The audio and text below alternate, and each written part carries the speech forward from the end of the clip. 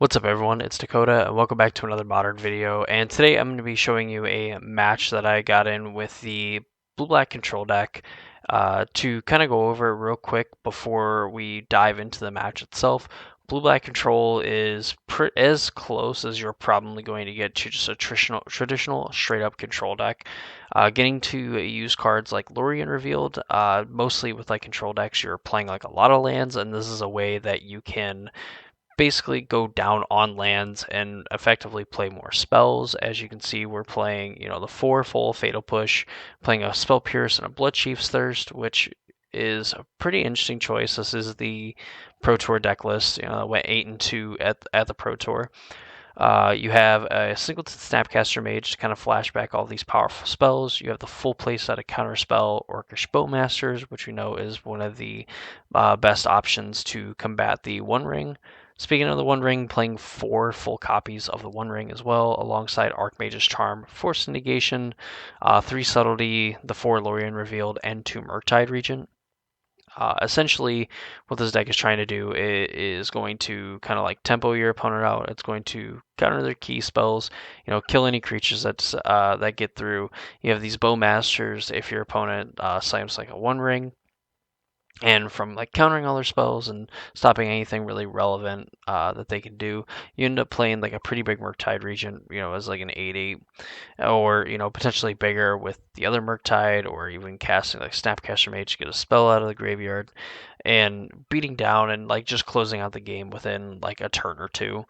That is the basic idea of the deck. I mean, it's like your traditional control deck, or like what you think of when you think of a control deck. It's a ton of counter spells. I mean, you have like Archmage's Charm, counter spell, just straight up counter a spell, and then on top of that you have Force Negation and Spell Pierce that will counter non-creature spells, and Subtlety to hit your planeswalkers and creatures, really helping out in like the Rakdos matchups, even in some of the Tron matchups, where you just absolutely is like another way to answer those cards on like their turn 3, when you've only had your second turn and things like that. So some pretty neat cards. Probably the best one being like Commandeer, which is really sweet because you can exile 2 blue cards and gain control of a non-creature spell. So I mean, your opponent casts a Karn Liberated, you commandeer it, and now it's your Karn Liberated. Pretty cool. You have like some Shieldreds in here as well. Like we know Shieldred's a very powerful card, so like Shieldred herself could end a game. So definitely interesting idea. I have some thoughts and opinions I'll share at the end of the video, but you know with that said, let's go ahead and take a look at the match we got, where we get play against a mono green Tron, which theoretically should be a pretty bad matchup, and we're going to find out why. So let's go ahead and jump over to the match.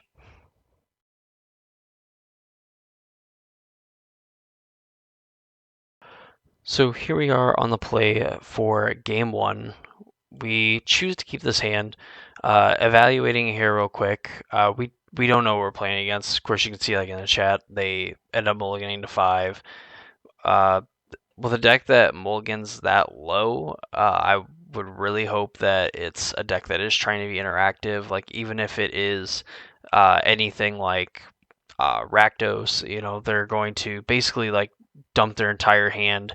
They're gonna have to take 2 Shieldred's Edicts, and we're able to play a Bowmaster and cobble something together where we can ping it and then double block and get rid of their threat, and then we're left with like a Murktide Regent when we already have 2 more spells put in there, double blue, another way to put another one in the graveyard while also getting another land. So I think definitely a hand that's like set up against like Rakdos. Really against anything else, like we're kind of hoping that we're playing against like a creature deck, because we have these Shieldred's Edicts, even like different like planeswalkers and stuff would be kind of nice. And with my luck, I've been queuing into Yawgmoth a lot, so like this would be at least I feel like halfway decent against Yawgmoth. So but our opponent mulligans to 5. We just lead on fetch land, say go. Our opponent plays a tower and an expedition map, so that's really bad for us. Traditionally speaking, we'll get a water here with this. Traditionally speaking, Tron has a very good matchup against control decks, and while yeah, you have counter spells for like their big things. Especially like nowadays, they have cards like Cityscape Leveler, and Ulamog who have cast triggers that will end up doing some damage to where like Subtlety is absolutely the worst card to have against those cards for the fact that they're going to exile two of your permanents or they're going to blow up a non-land permanent. More than likely, create a token that this deck is not going to be able to use in any capacity. On top of that, those get to put it back on top of their deck and do it all over again. And even if you have a counterspell for that one, they've exiled four of your permanents, and it's very hard to win the game from there. So this matchup is going to be pretty bad, and we're going to continue to see it be pretty brutal. So we draw an Archmage's Charm. We're gonna shock in this Watery Grave because they somehow like if they play something that we care, we have Shielder's Edict, but we just want to get this Bowmaster in play, put as much pressure on them as we can, simply for the fact that we want to try to be mana efficient. We're gonna be able to leave up Archmage's Charm next turn, so just using our mana as effectively as possible. Our life total also kind of not mattering, simply for the fact that they're just going to be able to deal with it in chunks anyway. So I'm fine with like taking two to get this Bowmaster in play and start dealing some damage. Of course, our opponent, even though the Mulligan of 5 is going to have natural Tron, we're just going to be able to leave up Archmage's Charm. They crack their sphere. They're going to start growing our Bowmaster, so hopefully they're stuck on a bunch of cantrips. But of course, they have the best Ancient Stir, the best one in Ancient Stirrings. Uh, so here we had the option, and it kind of, it wasn't going to matter because we weren't going to be able to keep up both. But I choose the Spell Pierce, the Karn, instead of the Archmage's Charm. We know Spell Pierce is going to have diminishing returns when they have Tron.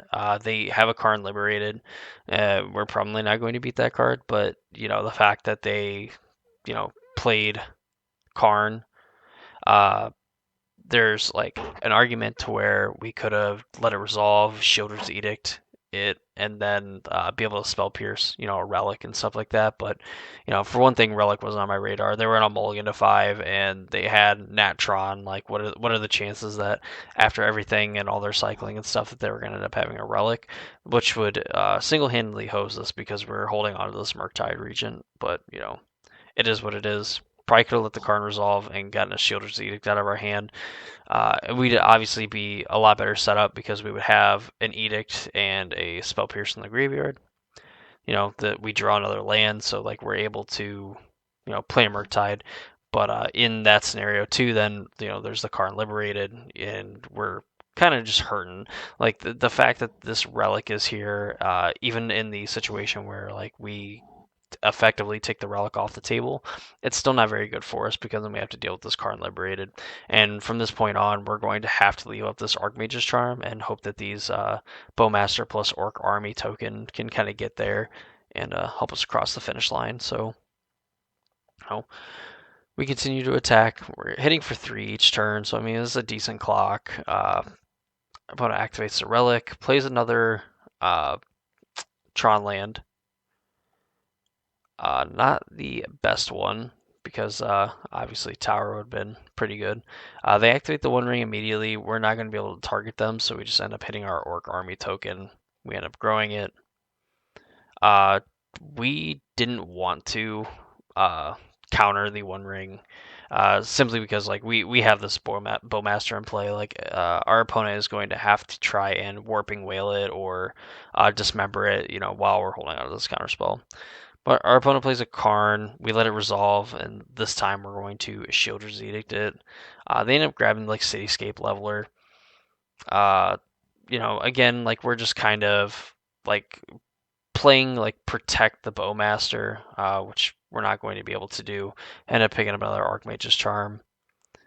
But we have this 4/4. I debate on countering it. I just end up like letting it resolve.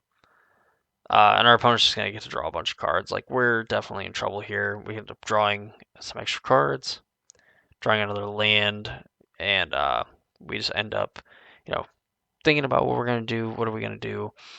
We end up passing with the idea that, well, here we're gonna try to get them. Like, they're gonna try to draw a bunch of cards. We're gonna cast this Bowmaster, try to like get them that way.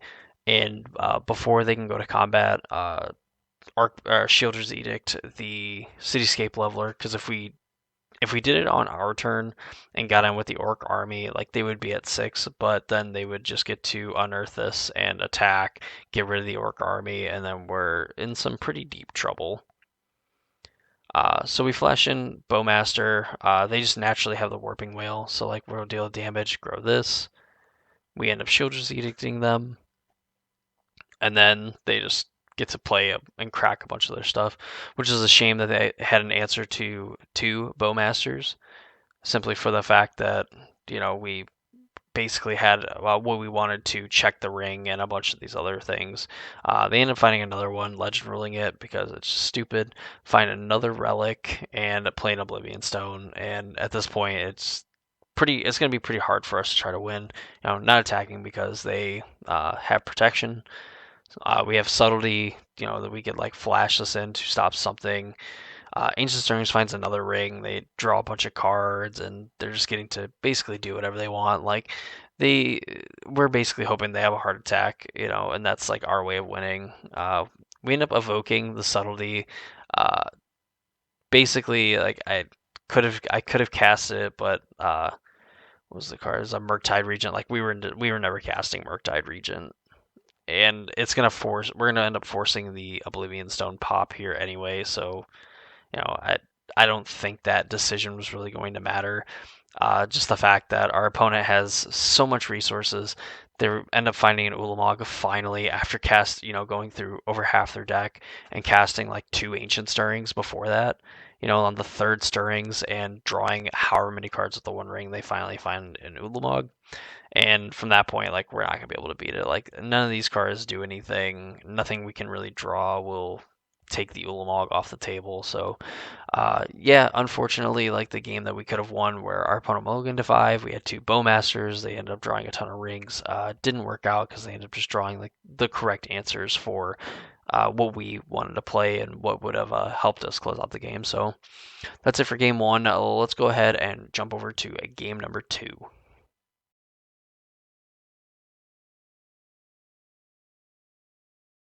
So here we are for game 2 against against Tron. This deck is so annoying. So here we have an interesting hand. We are going to be playing like the Sunken Hollow is going to come into play tap turn 1. We have a Commandeer. We have plenty of blue cards. We have Force and Negation. The only problem I have with this hand is that if we force a negation something, where we do not have enough blue cards to commandeer something. We have like a One Ring. If if this if we knew we were gonna hit straight land drops, we could probably keep this. I debated on keeping this simply for the commandeer plus like force and negation. Like we have things that we can do, and if we end up finding like another blue source or like a Lorien's revealed, we're gonna be able to have access to counterspell, and hopefully from there can like maybe possibly stall the game out to be able to win. But ultimately, I decided to remain disciplined and mulligan, which ended up being the worst idea because then we have 2 Shielders Edicts, a Force of Negation, and then 4 lands. We'd probably end up putting like a swamp or something like that to the bottom, just because it's really important that we have double blue. But just Force of Negation, like casting this like might be okay, but like these Shielders Edicts really don't do anything, and I didn't really like anything out of the sideboard that would help us in that matchup. So we go down to 5, which already for a control deck is pretty tough to beat Tron. So the fact that we went down to 5 and like this was our 5 card hand, we ended up keeping this because it's like functions. We keep a Lorien revealed because we want to eventually get up to this Shieldred. But we have 2 lands. We can play to like doing 1, 2, 3, possibly if we draw something, and then hopefully 4th land Shieldred to I don't know, try to get something going because honestly at this point we just need like a game plan, and that's kind of our game plan. The expedition map we end up just Lorien's revealed. I think we grab Sunken Hollow because we're going to play the swamp. Could have been bad if we drew Spell Pierce or not Spell Pierce, Counterspell.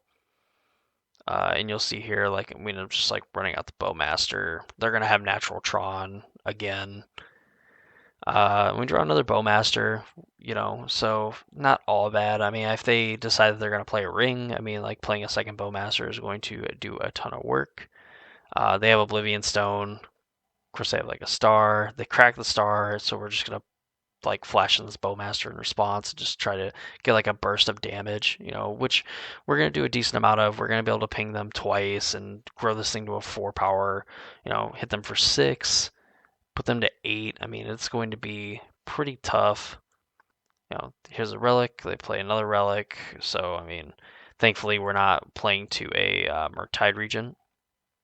There's a subtlety comes in. Snapcaster Mage is looking pretty bad for the fact that there's nothing to flash back, but just being a 2 power beater might be okay. So they pop their Chromatic Sphere, or they pop their Oblivion Stone. They play all of their things. They go and grab some more lands. We just flash in, essentially ambush Viper, and we draw another subtlety, which we would have rather have drawn the 4th land to cast the subtlety, or play Shieldred, and they Ulamog us.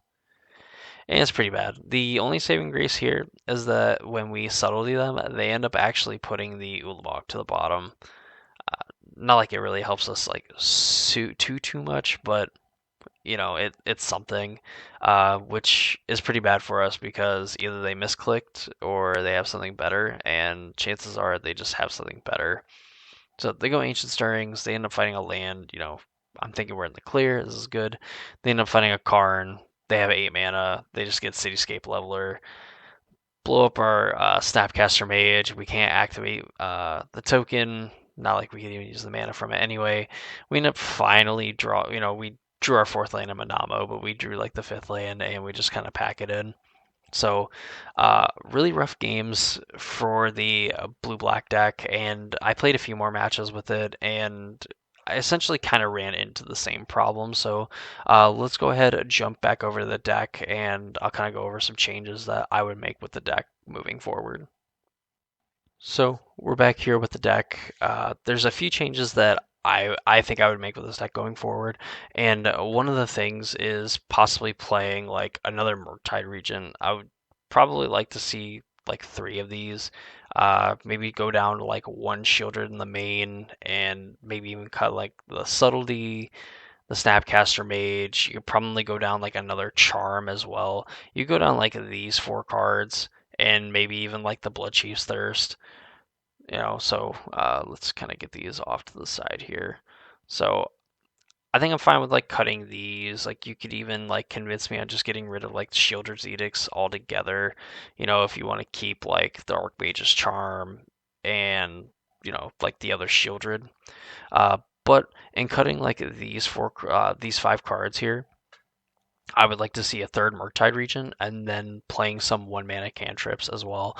And my thought process behind that is that if you're going to have, 6 cards that you can cast for free in Force Negation and Subtlety, I would much rather have a card like Preordained, which, got unbanned after, the Pro Tour and everything. I would like to see that card being played just because it adds more blue cards. You're taking out 3 black cards. And 2 blue cards, but you're taking out some black cards, playing more blue cards, so you have more blue cards for Force Negation and for Subtleties, and just cantrips that kind of set up your draws, help you dig for Murktide regions, put you know put spells in your graveyard to cast bigger Murktide regions, can help you find Shieldreds, the One Ring, and so on. So like definitely a very good cantrip I think to have. I don't see another direction to kind of go with the deck. Especially since I think what it was missing from those games was just a way to close out the game like super quick. I think game 1 we could have won. Even with our opponent mulliganing to 5, they had they drew 2 relics, 2 or 3 relics in game 1 plus ways to get rid of Bowmaster when they drew 3 One Rings on top of everything. So we didn't get like the maximum value of like Orcish Bowmaster. But game 2 was just kind of like the common problem that these control decks have against Tron, and it's the fact that like they just have haymaker after haymaker, and if you stumble even once, like one of them will knock you out, and that's sort of kind of what happened. Like half of an Ulamog. It took us 2 cards to deal with it, and our opponent had something way better. Than, or at least what they thought was way better. I probably would have just kept the Ulamog and just like got rid of like the last 2 lands, or basically the last threats, and won the game like that.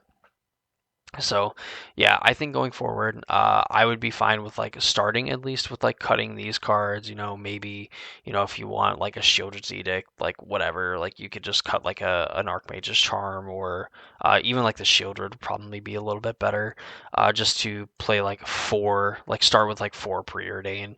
The fact of like having these free spells, like I could even be convinced on like doing something like this, and maybe cutting like a fatal push or something like that, and just kind of being more like reactive to what Scam's doing, where like you just subtlety like on turn 1 to stop them from scamming, and then playing for preordain, and then just getting to kind of like loot through your deck a little bit more, and then playing that third Murktide region as well. So hope you all enjoyed the video.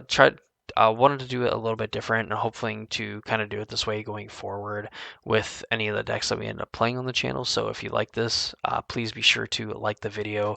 And of course, if you want to see more gameplay, more modern content, Pioneer, all that fun stuff, please consider subscribing to the channel, ring the notification bell so you know when those videos get posted. And while you're here, go down to the description and follow me on Twitch and join the Discord server as well. Great places to be. Love to see you all there. That's going to do it for me. Hope you all enjoyed the video, and I hope to see you all in the next one.